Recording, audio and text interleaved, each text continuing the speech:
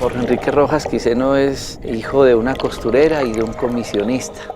Y está en la búsqueda de los conocimientos para una práctica médica más humana y más natural.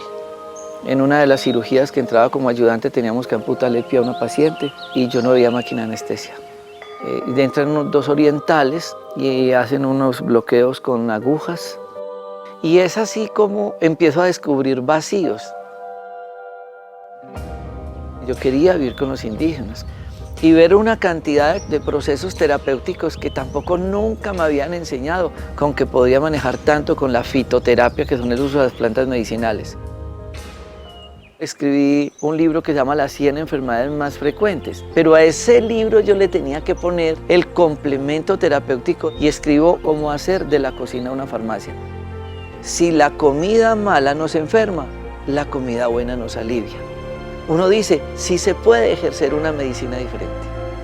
¿Desde dónde? Desde esto, desde la huerta, que en conjunto permiten buscar la salud. El ego es creer que una sola persona es capaz de curar a un paciente de algo. Nosotros en los parques de la salud tratamos de hacer una consulta integrativa, donde un médico puede hacer la historia clínica, pero es evaluada por 10. Empiezo a estudiar la nutrición y a descubrir cómo podría enfrentarme a tantas enfermedades sin un peso en el bolsillo, pero en una finca o en un supermercado. En la medicina uno debería actuar en grupo. En la comida sucede lo mismo. Cuando yo realizo un batido, estoy haciendo una sinergia de unas propiedades terapéuticas nutricionales que en conjunto permiten buscar la salud.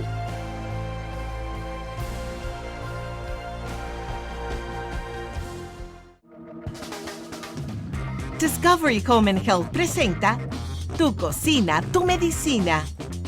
¿Sabías que la materia prima de muchos medicamentos puede encontrarse en la cocina de tu casa?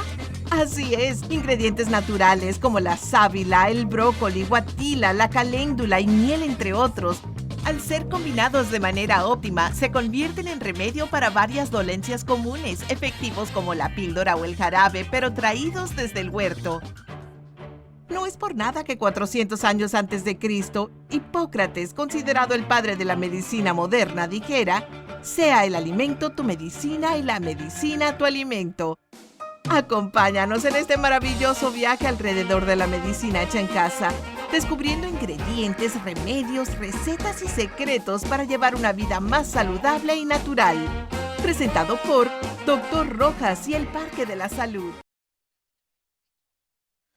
Qué maravilla estar con ustedes una vez más. Estamos aquí en directo desde Manizales, en Conexión Vital, este programa de salud, de prevención, de conocimiento, de conciencia también, porque aquí ustedes se han dado cuenta que con los diferentes profesionales que están al servicio del Parque de la Salud hay mucha afinidad con aquellos temas de orden emocional, de orden energético, de orden interno. Y definitivamente el complemento de la medicina que el facultativo hizo en su universidad, de donde es egresado, los estudios posteriores en las especializaciones que ha hecho, pero también todas estas prácticas que provienen de Oriente para complementar un diagnóstico efectivo que le pueda ayudar finalmente al paciente, es algo maravilloso y son herramientas que los médicos tienen hoy en día para facilitar diagnósticos, tratamientos, posibles curaciones, bueno, en fin, recordemos que la medicina oriental es curativa, mientras que la medicina occidental es paliativa.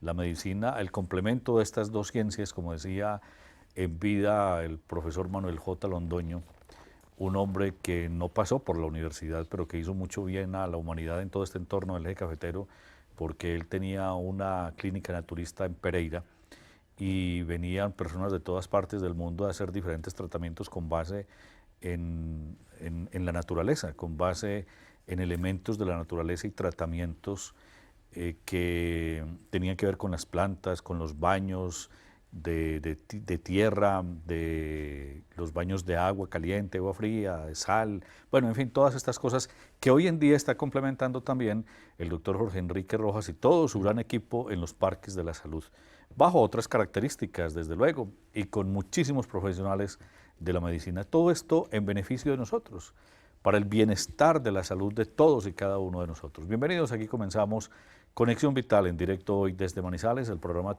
se hace a las 6, como a esta hora, hasta las 7 en directo y tiene repetición al otro día a las 6 de la mañana. Hoy tenemos como invitado al doctor Silvio Alfonso Marín Uribe. Él es bacteriólogo, muy conocido por ustedes, ha estado ya en muchos programas aquí en Conexión Vital. Y hablando internamente con él para que empecemos a conocer sobre los exámenes o sobre los exámenes de laboratorio. Esto tiene mucho más que un contexto de simplemente analizar unos números y llevarle esos exámenes al médico. Entonces, esas pruebas de laboratorio sirven para ayudar en los procesos de recuperación de la salud, para ayudar también en la planificación, en fin. Pues bienvenido, doctor Alfonso. Qué gusto tenerlo aquí nuevamente en Conexión Vital. Don Iván, muy buenas tardes a los televidentes, muy buenas tardes. Muchas gracias por la invitación y de nuevo agradecido de estar con ustedes aquí en el programa para que hablemos algo sobre laboratorio clínico. Bueno, uno piensa, como lo decía yo al comienzo, pues usted es el que sabe de esto, no yo. Y para eso estamos aquí todos, para aprender, porque este es un programa que ayuda a que conozcamos no solamente de salud, de esto que tiene que ver desde luego con la salud. Las pruebas de laboratorio, ¿qué son en sí las pruebas de laboratorio y cuáles son los rangos de acción que tienen las pruebas de laboratorio? Bueno, las pruebas de laboratorio pues son análisis que se hacen de fluidos orgánicos o tejidos. Se hacen dentro de un lugar que se provee de unos equipos especiales para hacer las lecturas y que esos equipos obviamente tienen sus características definidas, como es el caso en las diferentes áreas del laboratorio. Entonces nosotros vamos a trabajar equipos en el área de hematología, en el área de microbiología, en el área de química sanguínea, donde nosotros hacemos el análisis de esos fluidos o de esos tejidos y donde emitimos un resultado que hoy en día en un alto porcentaje estamos llegando casi al 100%, donde esos resultados tienen que ser reportados de una manera cuantificada. Una gran diferencia a como trabajábamos hace un tiempo atrás, donde existían unas pruebas cualitativas, donde decíamos simplemente sí o no, falso, positivo, y no trascendíamos. Hoy en día esas pruebas ya se emiten de una manera cuantificada y nos va a permitir a nosotros ayudar al diagnóstico al médico de algunas de las enfermedades y estados médicos del paciente. De la misma manera, nos permiten las pruebas de laboratorio también hacer una planificación sobre el estado de salud de los pacientes y una planificación sobre los tratamientos que el médico puede desempeñar allí y se pueden controlar a nivel de laboratorio. También nos va a permitir a nosotros hacer una vigilancia desde el punto de vista de análisis de sangre, para mirar cómo los medicamentos o cómo las indicaciones del médico en un momento dado nos permite mirar la evolución de ese paciente y mirar que no vamos a sobrepasar los límites normales y así evitar el perjuicio de la salud del paciente. ¿Y cómo se hace eso de la planificación? ¿Qué es eso de la planificación?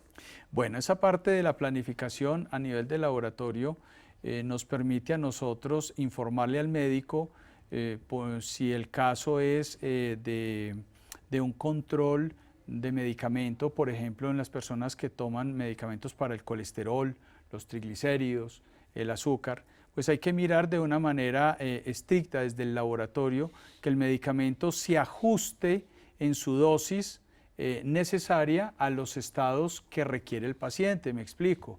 Hay pacientes con unos aumentos exagerados de colesterol, de triglicéridos, de glicemia, de ácido úrico, por ejemplo, que nos produce la gota, y la dosis es básica para saber, primero, que no se haya una sobredosificación del medicamento o en el caso contrario, que el medicamento se dé en unas dosis tan bajas que realmente no nos ayudan al control de estas cifras normales de estos metabolitos. Pero eso finalmente no lo determina el médico. Claro que sí, el médico lo determina, pero desde el punto de vista del laboratorio, como lo decía ahora, al dar resultados cuantificados, nos va a permitir saber si la dosis es alta, si es baja o si es la que normalmente el paciente lo requiere y la dosis es la que debe continuar. Por eso se dice de una planificación como tal. Bueno, llegamos al primer paréntesis comercial. Vamos a ver y a escuchar unos mensajes importantes y regresamos con ustedes. Estamos en directo. Recuerden también que por Facebook Live estamos emitiendo el programa con la ventaja, con la facilidad para ustedes de poder hacer las preguntas. El tema hoy, durante todo el tiempo del programa, va a versar sobre las pruebas de laboratorio. Entonces, es la oportunidad para que también ustedes pregunten sobre este tema en la cuenta de Facebook Live, Doctor Rojas. Mensajes, los primeros aquí en esta hora. Ya regresamos en directo desde Manizales, Conexión Vital.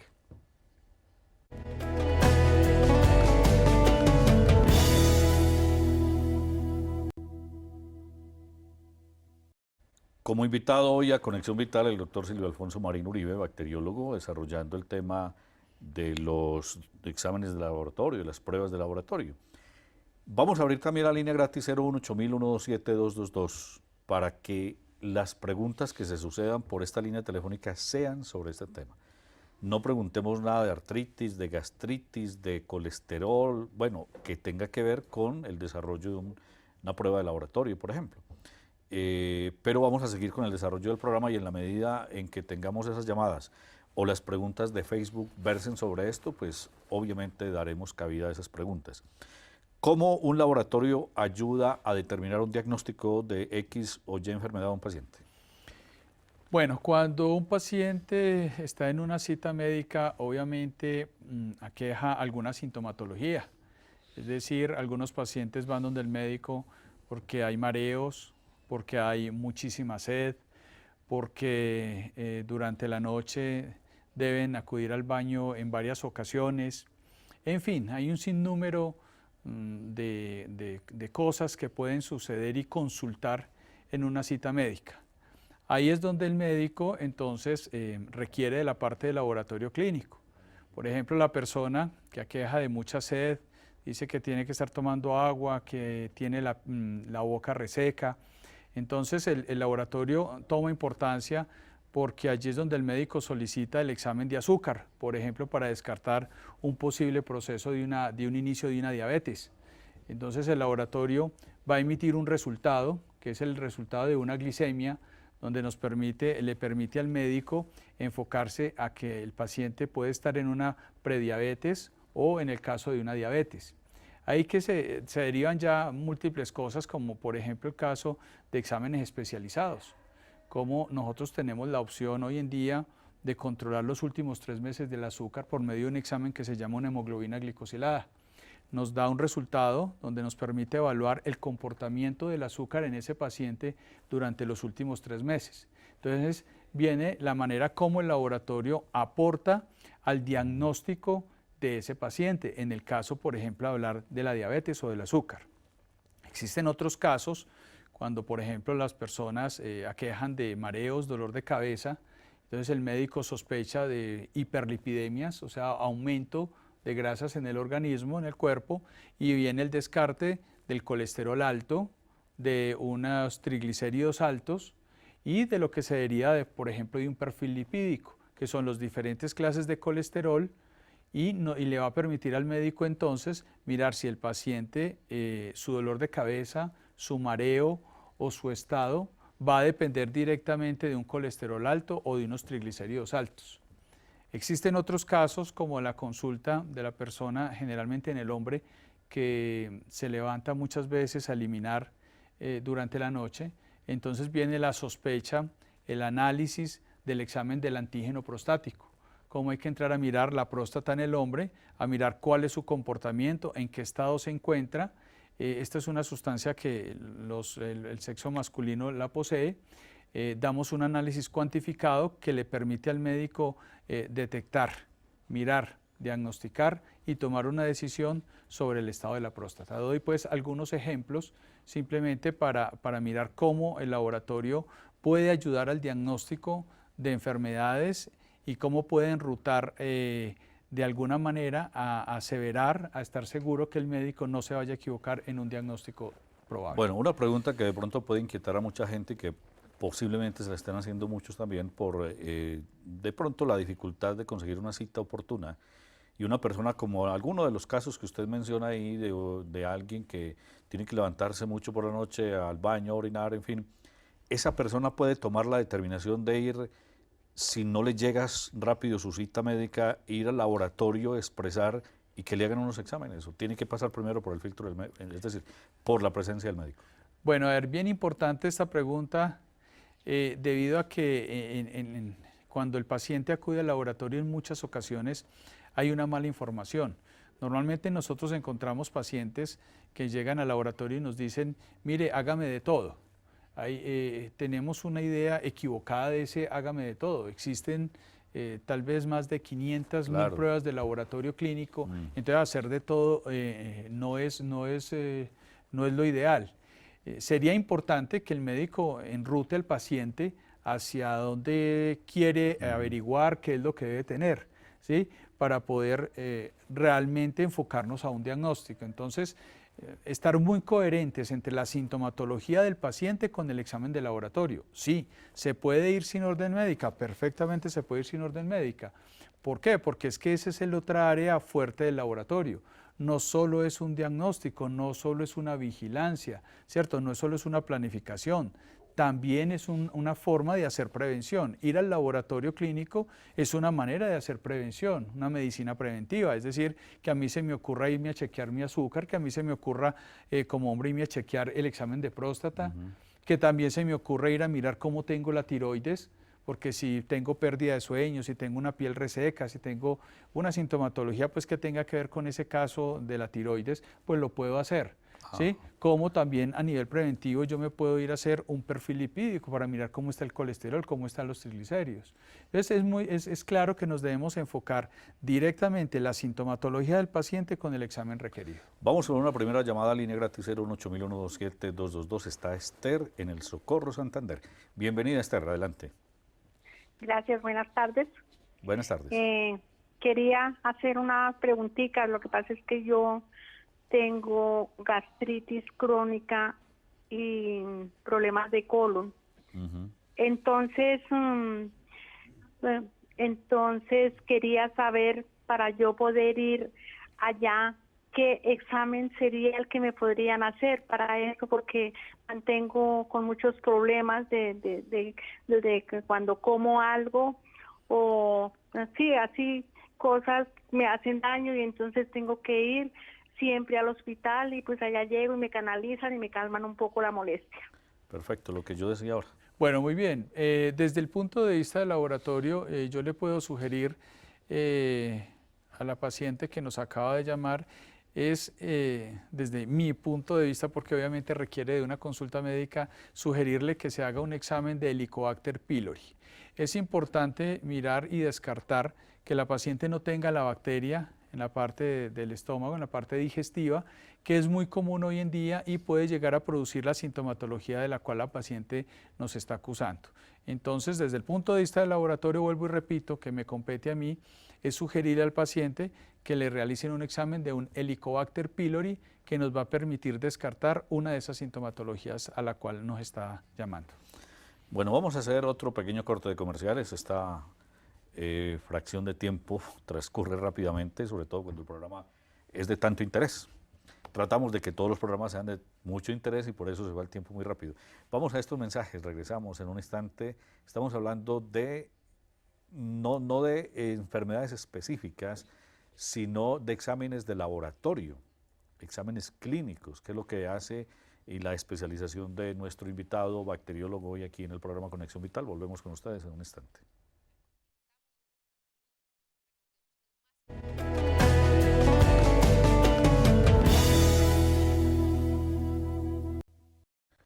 Voy con las preguntas de Facebook Live. Este es de Alberto Calvo. Dice, me mandaron un examen de glucosa y postcarga y el resultado de glucosa pre 86.84, glucosa postcarga 86.78, valor de referencia 110, carga 75, creatinina 0.96. ¿Cómo salieron?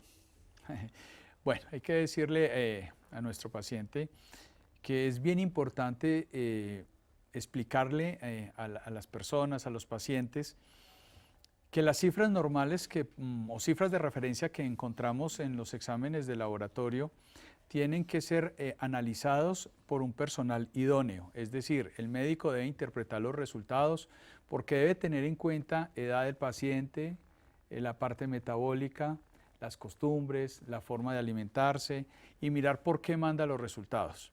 Sin conocer el historial del paciente y simplemente interpretando con pruebas, con las cifras normales de la prueba, podemos decir que tiene una glicemia en ayunas totalmente normal y una glicemia poscarga totalmente normal. ¿Qué es poscarga? ¿Qué es poscarga? Poscarga es que el laboratorio le da al paciente para que se tome una carga de azúcar en unos gramajes determinados. Normalmente utilizamos 75 gramos a cualquier persona normal, ¿sí? Que no esté embarazado, que no tenga otro estado, que no sea un niño, que no tenga el peso idóneo, utilizamos 75 gramos.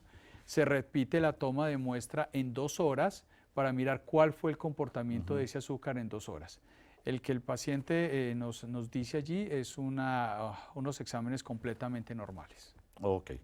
Vamos a Santa Marta. Hay una llamada. ¿Quién está en Santa Marta? Aló. Luín Sí, Carvajal. con él habla. Adelante, bienvenido, Bueno, Luín. muchas gracias, muy amable. Es que estoy haciendo una pregunta ahí al doctor sobre antígeno específico de próstata semiautomatizado y automatizado. Y entonces me salió 5.9. ¿Qué será? ¿Eso será riesgoso? ¿Qué será?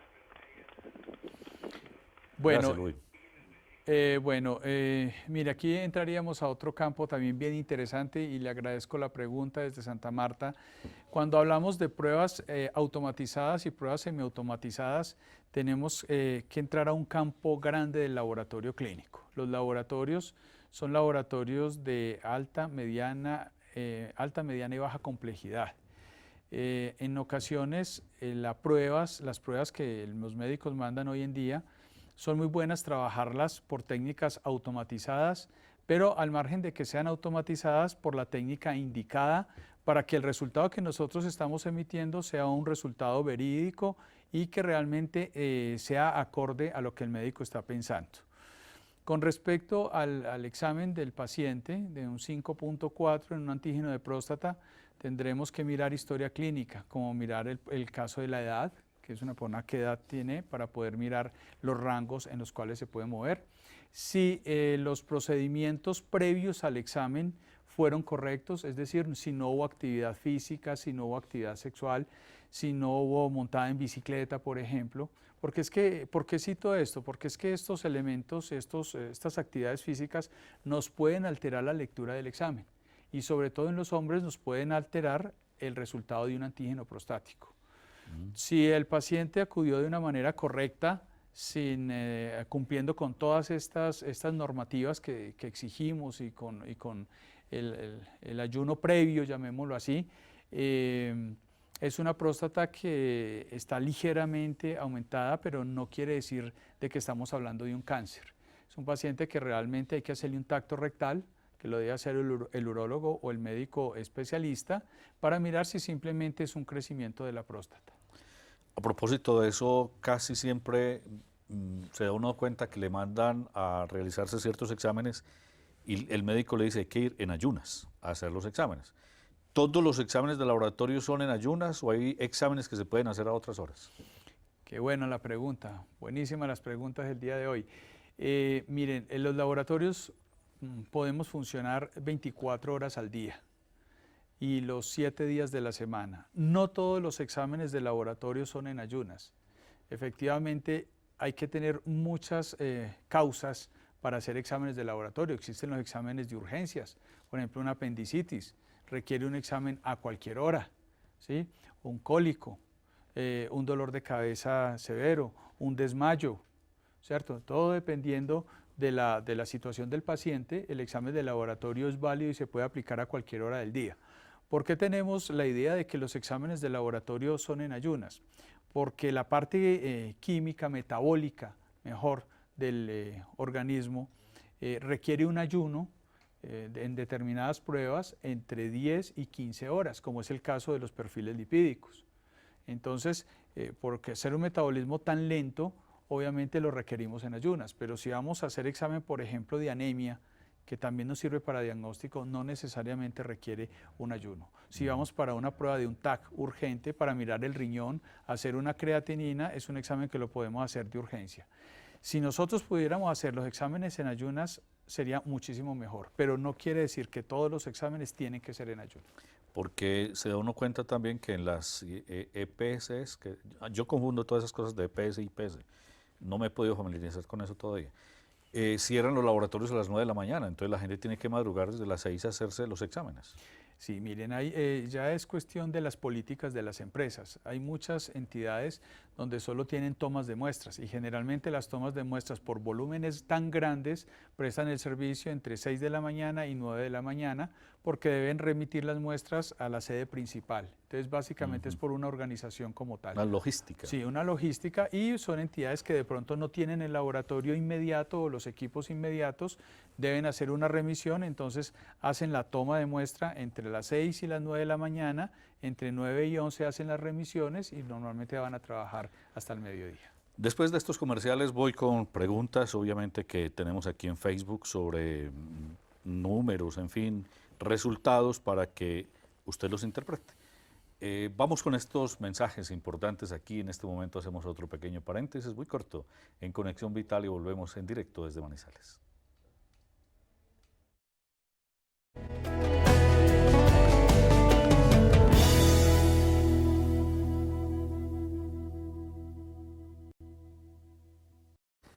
Flor Díaz de Peraza pregunta, me hicieron una endoscopia, me salió helicobacter y una gastritis crónica. Ya me hice el tratamiento hace meses. ¿Qué examen me recomienda para saber si ya se me eliminó esa bacteria? Bueno, hay que decirle a la paciente que lo puede hacer directamente por endoscopia. La endoscopia le puede dar directamente el resultado verídico sobre si la tiene o no la tiene. A nivel de laboratorio existe una prueba especial que se llama anticuerpos para Helicobacter pylori IgM, anticuerpos IgM, que nos quieren evaluar si la paciente tiene en el momento la bacteria. A nivel de laboratorio se solicita Helicobacter pylori anticuerpos IgM. IgM. Esther Pérez, me salió colesterol 213. ¿Es muy alto el resultado? Bueno, en los protocolos que manejan los cardiólogos hoy en día nos dicen y nos sugieren que entre más bajo esté el colesterol de 200, muchísimo mejor. Estamos con un menor riesgo a nivel cardíaco.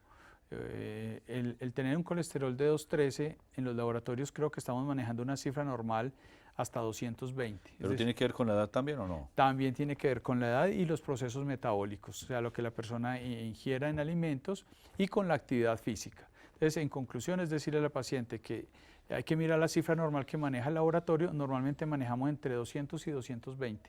Decirle que es muy alto, realmente no.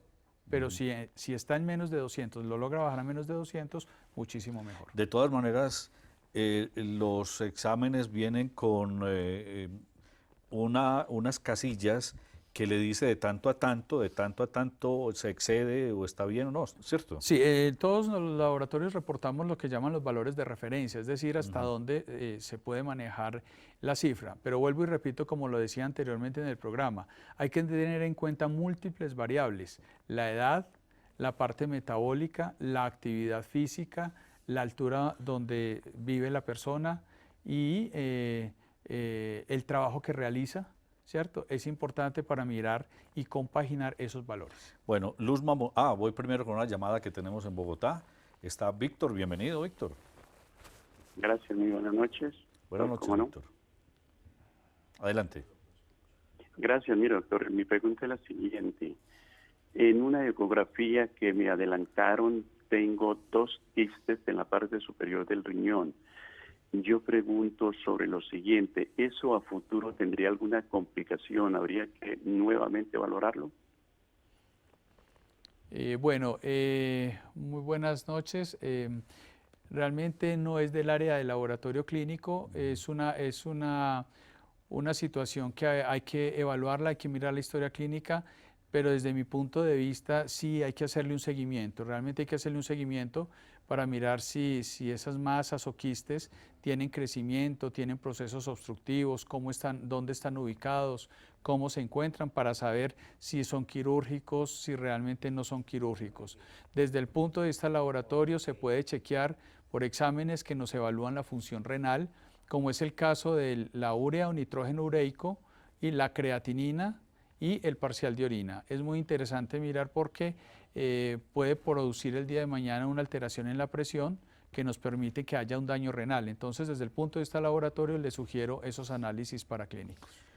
Luzma Mosquera, un familiar tiene 91 años, se le hicieron laboratorios y la glicosilada está en 7.19, glucemia 96.61, creatinina 0.99, entre otros. Le programaron una angiografía ocular. ¿Se le puede hacer este examen con estos resultados? Sí, mire, la hemoglobina glicosilada, a la cual nos están citando allí, es una hemoglobina que nos permite interpretar que el paciente tiene su azúcar controlado. Pero si maneja una hemoglobina glicosilada y le ordena una hemoglobina glicosilada fue porque hubo sospecha en algún momento de un aumento de la glicemia. Aparentemente, por los resultados que allí nos dan, es una persona que está controlada, debe estar tomando hipoglicemiantes y pensaría que se le puede hacer el procedimiento sin ningún inconveniente. El dato de la creatinina es un dato normal donde nos está diciendo que el riñón está funcionando en perfectas condiciones y que la parte del azúcar no ha hecho ningún daño hasta ahora. Elizabeth Pinto Pérez, doctor, tengo colesterol total 289. Colesterol HDL 91.80, colesterol HDL 150.46, triglicéridos 236.8. ¿Cómo estarán? Bueno, mira, son resultados altos, es un colesterol total alto en 280, es una persona que amerita tratamiento médico, obviamente se debe hacer una evaluación. Los otros parámetros que allí están citando, me parece que hay un error, son parámetros que no se manejan de esa altura, sobre todo el colesterol HDL, pero con un colesterol alto, tan alto en 280, es una persona que realmente debe ser intervenida por el médico. Bueno. Bueno, antes de voy con este rápido y voy a comerciales. ¿Por cada cuánto deberíamos hacernos exámenes de laboratorio y cuáles? Bueno, estamos hablando ya de una medicina preventiva, que nosotros deberíamos de hacernos mínimo siquiera dos chequeos al año, o sea, cada 6 meses, y los exámenes de prevención son, en el caso de los hombres, la glicemia, el perfil lipídico y el antígeno prostático si es mayor de 45 años. Realizar un cuadro hemático para mirar cómo tiene sus glóbulos rojos, sus glóbulos blancos y las plaquetas. Y chequear el ácido úrico debido a que hay personas que con la ingesta de carnes rojas pues tienen un aumento al ácido úrico y son propensos a la gota. En el caso del sexo femenino, podríamos hacer los mismos exámenes excepto el de la próstata y lo cambiaríamos por una prueba de tiroides denominada TSH. Qué barbaridad, cómo va esto de rápido. Elaboramos una serie de preguntas iniciales muy interesantes, pero ¿qué hacemos? Hay tantas preguntas aquí también en el chat de Facebook. Vamos a estos comerciales y volvemos a la parte final. Todavía nos quedan varios minutos para estar en contacto con ustedes y responder por parte de nuestro invitado las preguntas que hay en el Facebook Live cuenta Dr. Rojas. Ya volvemos.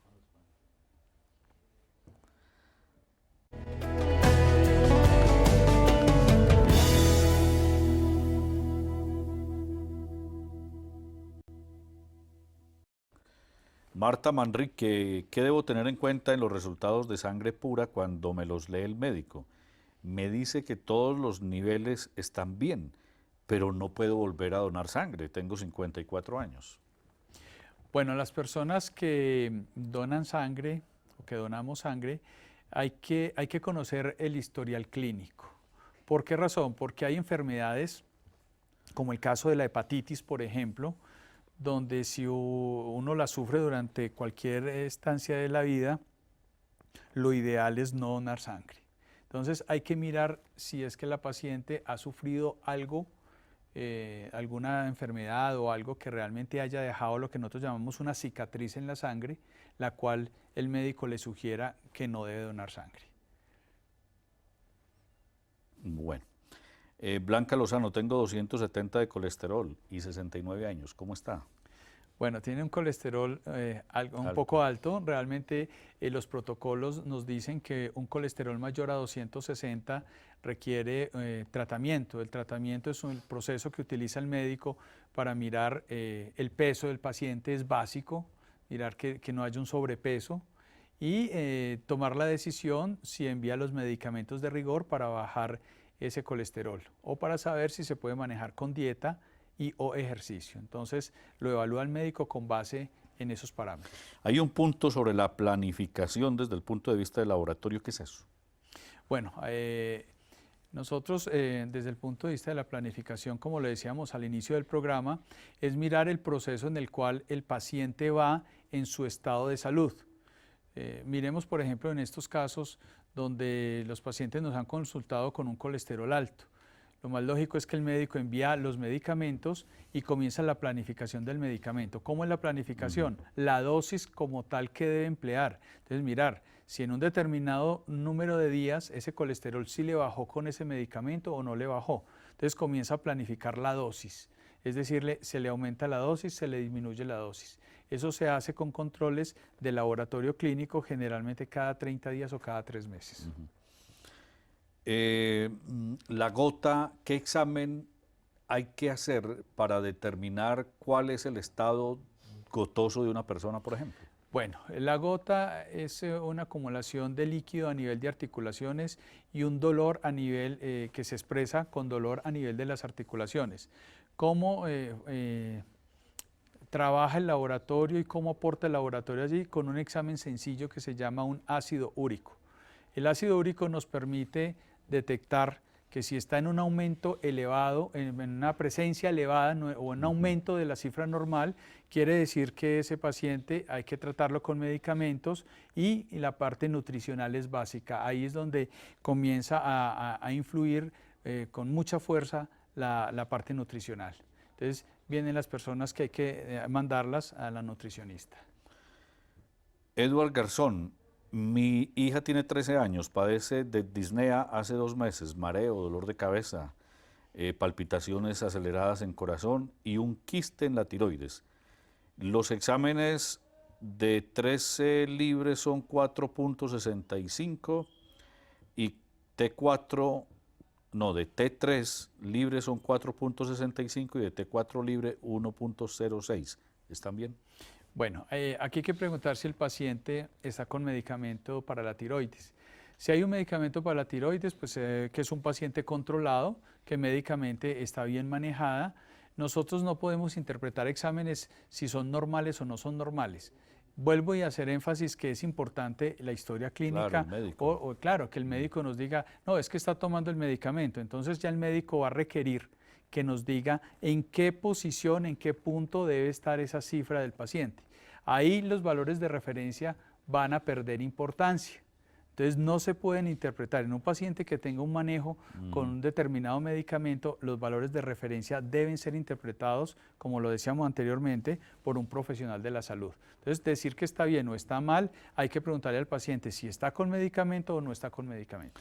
Leidis Gutiérrez, tengo un cuñado que le han hecho exámenes de todo el cuerpo, en todo el cuerpo, porque tiene los ganglios inflamados y está decaído y todo lo vomita. ¿Qué tipo de exámenes se le pueden hacer? Bueno, realmente es una pregunta que nos deja un campo bastante amplio.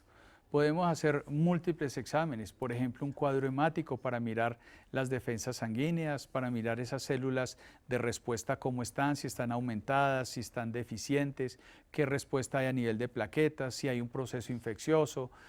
Podemos hacer una proteína C reactiva para descartar proceso infeccioso viral o bacteriano. Es decir, es una pregunta bastante amplia que habría que conocer mucho más del paciente. ¿En qué momentos no se debe hacer determinados exámenes?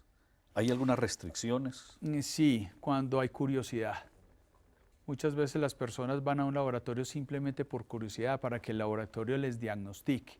El laboratorio no diagnostica, el laboratorio da unos parámetros, da unos valores de referencia donde el médico, con base en lo que consulta el paciente, permite que él haga el diagnóstico. Nosotros hoy en día tenemos acceso, por ejemplo, a pruebas que nos permiten hacer tamizajes para cáncer, cáncer de seno, cáncer de ovario, cáncer gástrico. Lo podemos hacer, pero no quiere decir que son pruebas para hacer diagnóstico específico. Entonces muchas veces las personas por curiosidad, por ir a buscar a que el laboratorio diagnostique, podemos llegar a una equivocación. Podemos hacer prevención, que es muy diferente. Me pide Janet Duque que lea este diagnóstico.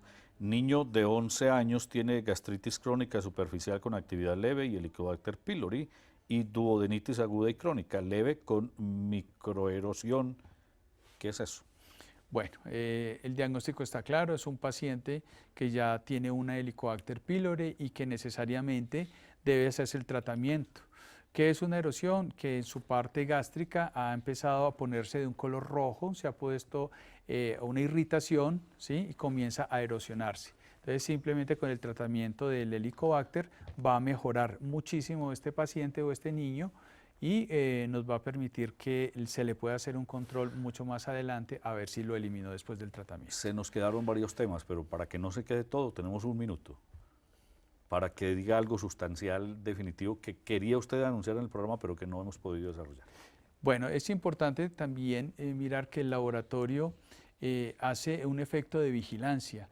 Por ejemplo, en los pacientes que están anticoagulados, que tienen que hacerse en su tiempo de protombina, o sea, su TP con INR, es importantísimo también el examen de laboratorio y hacerlo de una manera a menuda, continua, porque este medicamento puede aumentar su INR, es decir, poner su sangre más líquida o más gruesa, y esto puede causar inconvenientes. Entonces, considero que es importante y no me puedo ir de este programa sin decir que nosotros también podemos hacer una vigilancia, sobre todo en este tipo de pacientes. Y no dejar pasar que en pacientes que van a ser sometidos a cirugías deben hacerse análisis prequirúrgicos, como son pruebas de coagulación, pruebas de anemia o infecciones a nivel de sangre y orina. ¿Dónde está su laboratorio, doctor Silvio? Nosotros estamos ubicados en el edificio Don Pedro, carrera 232561, y en el Parque de la Salud, donde el doctor. Parque de la Salud de Manizales. De Manizales, sí, señor. ¿Teléfono? Teléfono 310-8960-045. Muy bien, doctor Silvio Alonso Marín Uribe, bacteriólogo, muchas gracias por estar aquí en Conexión Vital una vez más.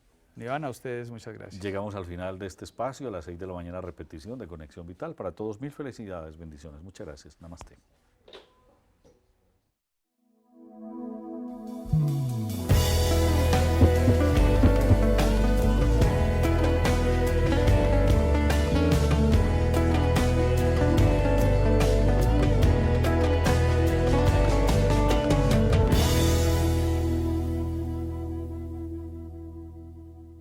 Tradicionales.